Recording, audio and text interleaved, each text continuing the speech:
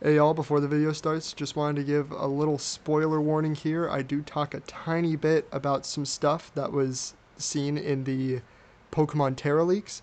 So if you don't want any spoilers about stuff that could possibly be in the game, maybe don't watch. But if you're cool with that, then I hope you enjoy the analysis.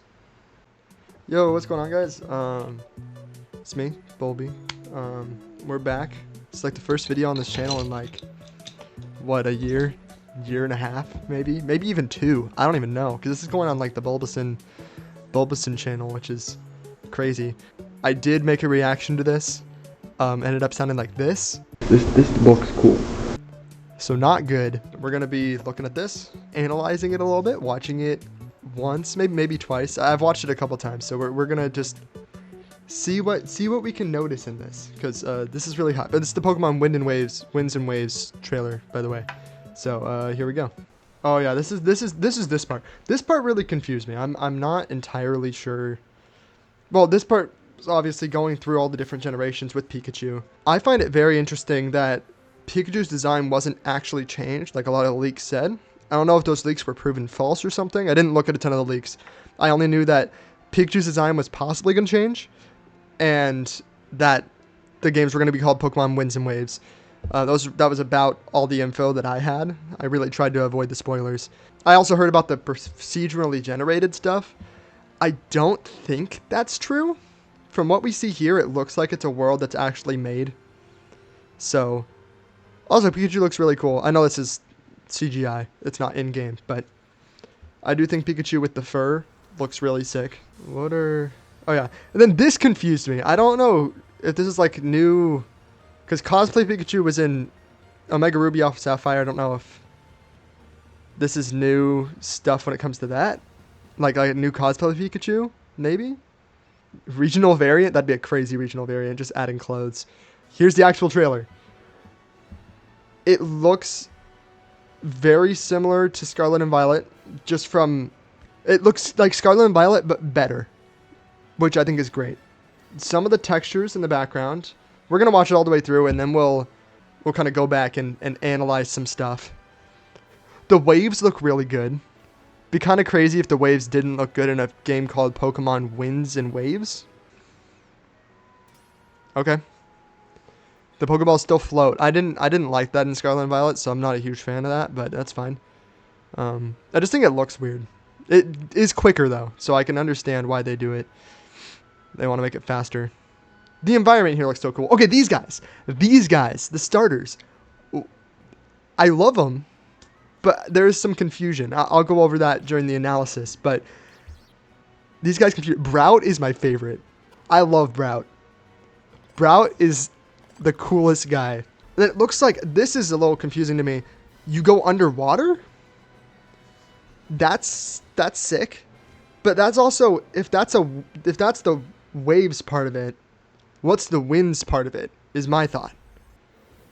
Like, Pokemon Winds and Pokemon Waves. Which, being real, those are sick names. Like, those are really cool names. But they're not going for a red and blue thing. I mean, I guess there's some pink in there, so that's like a red-ish thing. Now let's go back. Let's analyze some stuff. And we'll see what's up. I'm not even sure what region this is based off of. But you can see some trees back here look like Scarlet and Violet's trees when they're far away.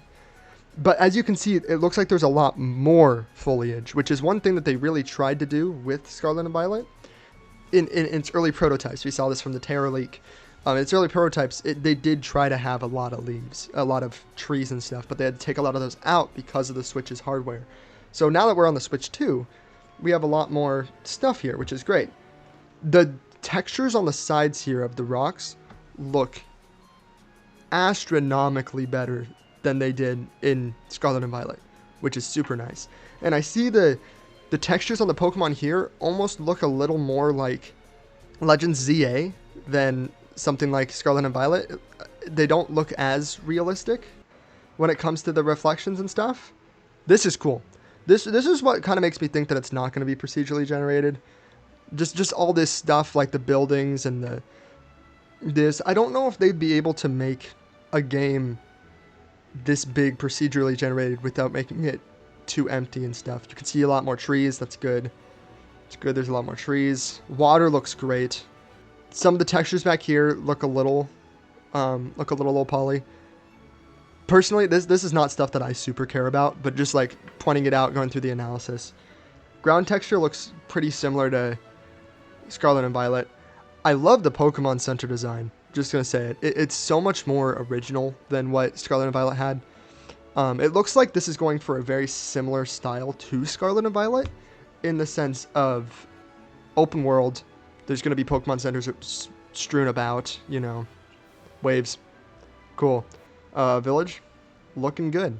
It's a good looking village. I like it. I'm hoping that you can go in these buildings, because that's something that I really did not like about Scarlet and Violet and Legend ZA, is the fact of you can't go in buildings. Those are, I feel like those interiors are important, even if they're not realistic, you know? This looks cool. This fire cave looks awesome. Pikachu has some new textures. He has, looks like some fur, which I think looks really cool. This waterfall in the background is super sick. Just putting that out there. I really like his fur. It makes him look a little desaturated, which I think was also a problem in Scarlet and Violet. Everything's a little more desaturated because it's a little more, they're going for a little more realism, which is fine. As I mentioned before, although I do love his stance. He's not in his normal, oh, I'm just sitting up while battling stance. He's in a battling stance. So maybe that's a new thing that Pokemon's implementing, is like battling stances and standing stances, which is really sick. I can't remember if those were in Scarlet and Violet. They could have been, but yeah, they're not just in their idle animation. It's like a battle ready pose, which I think is super sick. That's awesome. The nighttime looks really nice. I love the reflection on everything. Yeah, Krabby doesn't have, it looks a little more cartoony, which I actually enjoy. I like that. Yet again, mountains back here, looking good. That looks really cool. I don't know if that's a gym. I don't know we don't know much about the gyms and stuff like that in here. But I like that we're having some Alola representation. I like the character designs. I was not a huge fan of the character designs in Scarlet and Violet. So I'm liking that they're going for a more cartoony style. They're kind of mixing the two. Very similar to Legend ZA, which is good. I like that. Yes, okay, now we get to talk about the starters. Let's see. I really, really like them. But I got questions, okay? Brout. That's very similar to Rowlet. I'm a little confused why we have another grass bird as a starter. You'd think if you do a similar animal, you'd want to at least switch the type, you know? The same goes for, what's Gekwa? It's cool, but also we got Sobble, which is a water lizard. Personally, I think I like Gekwa's design better than Sobble's. Brout, I just love his name. He's cool. I like him. Pombon? Yeah, Pombon. This guy's a cool guy. I don't know who I'm going to pick. All these starters, they're very well designed. It's just the animals are a little confusing to me. Then the waves. Yeah, we go underwater. Cool. I like that we get to go underwater. I'm wondering how we're going to do that. This game is probably going to be very water type heavy, which there's already a ton of water types, so that's fine. It's okay. Most games are water type heavy. There's no, with Scarlet and Violet, we got to look at the legendaries at the very end of the first trailer.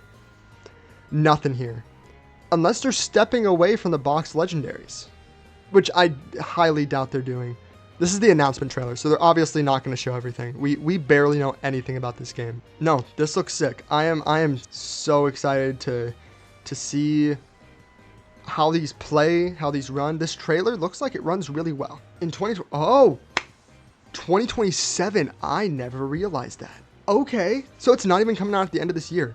The question is it going to be the end of next year? Or is it going to be the beginning of next year? That makes me a little sad. I was really excited to play these. I mean, they're going to use that time to make it better. Great. That's awesome. I'm very glad they're giving themselves time.